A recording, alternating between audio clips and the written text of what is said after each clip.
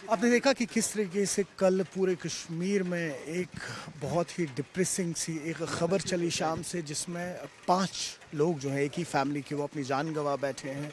सुनने में आया है कि ऑक्सीजन की कमी की वजह से उनकी जान चली गई थी। कोई वेंट नहीं था उस रूम के अंदर। पांद्रेठन श्रीनगर का यह हादसा है। मज़ीद बात करते हैं। आप नाम बताइए अपना। जी, मेरा नाम है मुख्तियार अहमद। मैं मुख्तार साहब, पांद्रेठन रहने वाला हूँ। ये असल में मेरे पास रेंटल बंदा एक था, इसका नाम है एजाज अहमद भट्ट, सन ऑफ गुलाम रसूल भट्ट रहने वाला था। ये गिंगल बारामूला का रहने वाला था।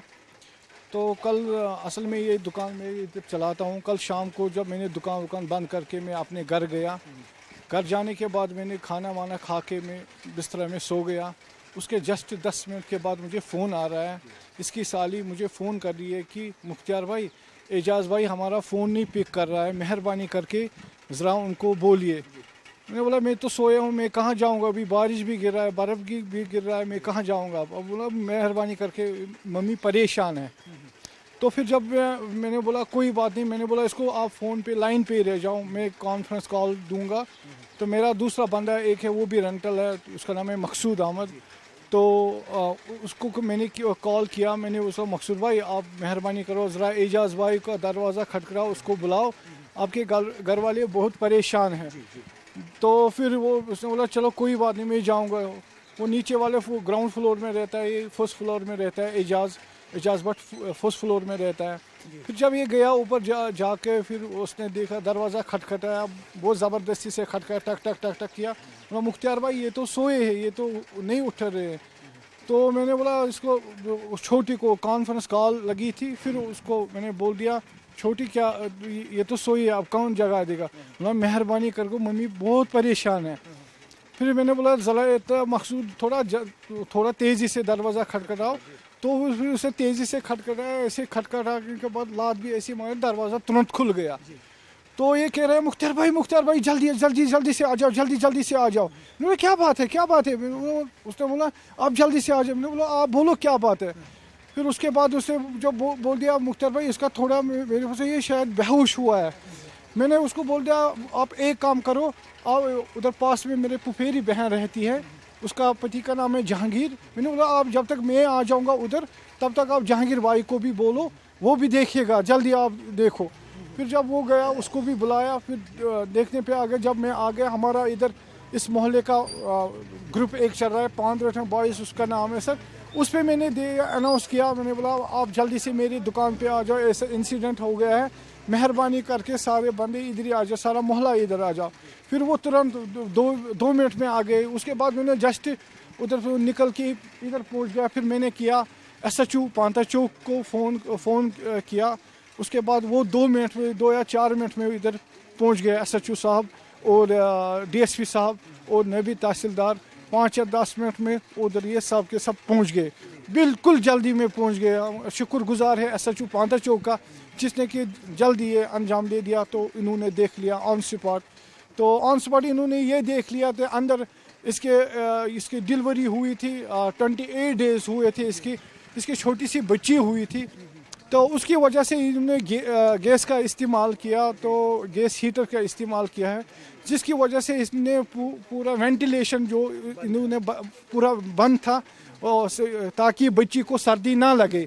तो उसके बाद जब उन्होंने देख लिया तो उधर उन्होंने गैस हीटर पा लिया, तो हीटिंग सिस्टम पा लिया। सफिकेशन की वजह से इनको ऑन स्पॉट SHO साहब ने देख लिया। और ये अपनी जान गंवा बैठे थे तब तक। जी, ये SHO साहब को इधर मौके पे ही, टाइम पे ही आ गए कि उन्होंने हमको दूसरा फ़ोन करने का भी मौका नहीं दिया। हम शुक्रगुजार है SHO साहब का और DSP साहब का, हम बहुत ही शुक्रगुजार है। नाबी तहसीलदार साहब जो इनके अहलकार है, पुलिस अहलकार भी है, उन्होंने मौके पे टाइम पे ही देख लिया कि हादसा क्या हुआ है, ये किसकी सफिकेशन की वजह से हुआ है। 99% कल शाम को ही उन्होंने फटोफट देख लिया, ये सफिकेशन की वजह से हुआ है। और फैमिली में कौन कौन था मेंबर्स? इनकी फैमिली थे, मियाँ बीबी थे और बच्चा एक था, लड़के 2 थे इनको। एक लड़का था जो शायद 3 साल का, दूसरा 1.5 साल का, और 28 डेज़ की थी इनकी बर्थ हुई थी, न्यू बेबी हुई थी, जो 28 डेज़ की। अभी तक उसका नाम भी नहीं इन्होंने नहीं रखा था सर। जिस तरह से आपने देखा कि कल शाम पांदरेठन श्रीनगर के इलाके में 5 लोग अपनी जान गंवा बैठे, जिसमें माँ बाप और 3 छोटे बच्चे थे, एक इन्फेंट भी थे, उसमें 28 दिन की महज एक लड़की थी उनकी। हमने देखा विंटर्स में इस तरीके के हादसे जो हैं जहाँ पर ऑक्सीजन की कमी की वजह से कई सारे लोग हैं गुजर जाते हैं, वेंट नहीं रखते हैं, क्रूड इलेक्ट्रॉनिक अप्लाइंसेस यूज़ करते हैं। हमारे साथ अभी जुड़े हुए हैं डॉक्टर जावेद इकबाल खान साहब। मज़ीद समझते हैं कि किस तरीके की प्रिकॉशंस लेने चाहिए ऐसे हादसों में। डॉक्टर साहब बहुत शुक्रिया, आपने वक्त दिया, आप जुड़े हमारे साथ। डॉक्टर साहब कैसे देख रहे हैं इस इंसिडेंट को, पहले बताएं ज़रा। वेलकम सरोज साहब। मैं आपको बताऊंगा कि पहली चीज़ है एक ओवर क्राउडिंग। लीगली एक कमरे में 1 या 1.5-2 आदमी होने चाहिए, एक कमरे में 5 आदमी होना ठीक नहीं है। लेकिन कुछ वजूहत होंगी जिसके वजह से एक कमरे में 5-5 लोग बैठे हैं, और अगर उनके पास 2 रूम होते, या मैं बताऊंगा एक कमरे में 2 आदमी या 2.5 आदमी होने चाहिए था। पहली तो चीज़ वो है। उसके बाद क्या करते हैं हम लोग, बोलते हैं save something for rainy days. जब भी गर्मियाँ होती हैं हम सोचते रहते हैं विंटर कैसे गुजारें, लेकिन कभी कभी लोग प्लानिंग नहीं करते हैं। ये को अचानक हार्श विंटर्स आ जाते हैं। आप देखिए ना, चिल्ला कलान तकरीबन 40 दिन का होता है, आप सूरज की लाइट देखोगे भी नहीं। कितनी इंटेंस कोल्ड वेदर कंडीशन है, -8.6 डिग्री टेम्परेचर हो जाता है। तो आप देखिए, अब वो बाप था, माँ थी, वो सोचते कि बच्चे कैसे खुश रहें, कैसे गर्म रहें। Hypothermia is also a killer. बहुत ठंड से भी आप देखो शू लगता है, फ्रॉस्ट बाइट होता है। आपने कहीं देखा होगा कई लोगों को कानों के ऊपर ब्लीडिंग हो रही होती है, जख्में लगी होती हैं, हाथ पाँव, और कई लोगों को तो एम्पुटेशन तक करने पड़ते हैं। ठंड भी प्रॉब्लम, गर्मी भी प्रॉब्लम, लेकिन एक लिमिट को होना, मेंटेन करना ज़रूरी है। सबसे पहले मैं तो बताऊंगा कि जो गैस हीटर्स की जो कंपनीज़ हैं उनको समझना चाहिए, उनको सीखना चाहिए सबके। इनमें ऑटोमेटिकली गैस सेंसर होने चाहिए, कार्बन मोनोऑक्साइड सेंसर्स होने चाहिए। अगर एक शख्स कार्बन मोनोऑक्साइड सेंसर्स, गरीब आदमी अपने रूम में नहीं लगा सकता है, हम हाई फाई क्यों बात करेंगे। सिंपली गैस हीटर वाला अगर उनको गाइडलाइंस दी होती, भाई ये आप गैस मट्टी 2 घंटे के लिए चलाओगे तो इतना प्रॉब्लम आ सकती है, 3 घंटे चलाओगे तो पीपीएम जो है कार्बन मोनोऑक्साइड इतना हो जाएगा, माइल्ड मॉडरेट सीवियर टॉक्सिसिटी हो जाएगी। माइल्ड टॉक्सिसिटी तकरीबन 1 घंटे में होगी, मॉडरेट टॉक्सिसिटी 2 घंटे के अगर लगातार इतने कमरे में 6/8/10 कमरे में इतना टॉक्सिसिटी हो जाएगी, 12/12 कमरे में इतनी टॉक्सिसिटी हो जाएगी। तो वाई नॉट कंपनीज जो हैं एजुकेट क्यों नहीं करती हैं पब्लिक को। जब वो बेच रहे होते हैं, बेचो आप, ठीक लेंगे, सभी लोग लेंगे, लेकिन एक जस्टिफाइड होना चाहिए, सब स्टैंडर्ड नहीं होना चाहिए। That's most important. वहाँ से है एक तो फॉल्ट वहाँ से है। अब देखिए कार्बन मोनोऑक्साइड ये करती है एक स्वीट डेथ, एक साइलेंट किलर है।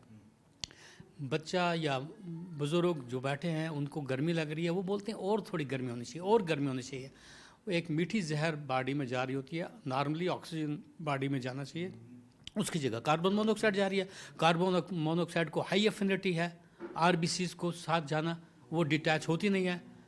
जब तक जो ही अगर ऐसा होगा, फॉर एग्जांपल मैं आपको कुछ सिम्टम्स बता दूंगा। अगर आपको लाइट हेडेडनेस, आप उसी कमरे में बैठे हैं, अगर आपको लाइट हेडेडनेस हो गया, नाशिया वोमिटिंग हो रहा है, आप कोशिश करो खिड़की तक पहुंचो, दरवाजे तक पहुंचो, कोई दरवाज़ा खोलो।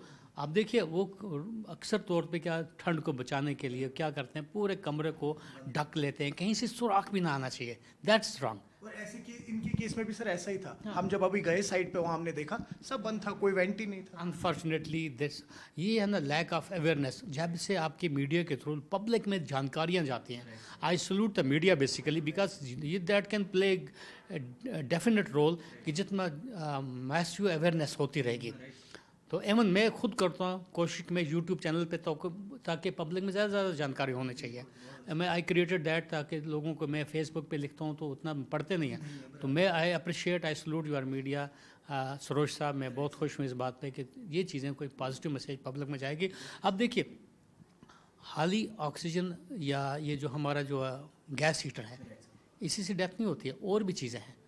आप देखिए लकड़ी की बुखारियाँ जब होती हैं, चारकोल वाली बुखारियाँ, इसी तरीके से कार्बन डाइऑक्साइड या कार्बन मोनोऑक्साइड एक्युमुलेट हो जाती है, ऑक्सीजन डिप्लीट हो जाती है।